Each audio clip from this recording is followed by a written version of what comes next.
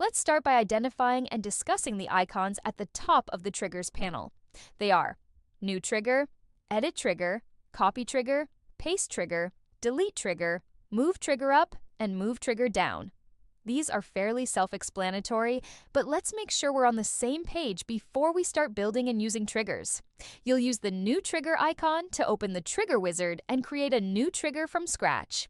If something isn't behaving the way you expect, select the Edit Trigger icon to adjust its programming. The Copy and Paste triggers let you duplicate an existing trigger without rebuilding it from the ground up, while the Delete Trigger icon completely removes the selected trigger. Now, there's a little more to understand about moving triggers up or down. Just like in the timeline, Storyline assigns priority based on order.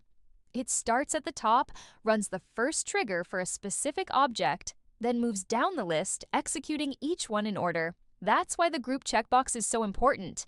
Keeping it checked ensures you see all triggers for the same object grouped together.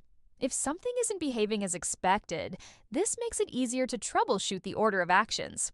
One last thing to remember about the order of objects in the Triggers panel: that list doesn't determine overall priority. Storyline processes each object and its triggers separately from all the others.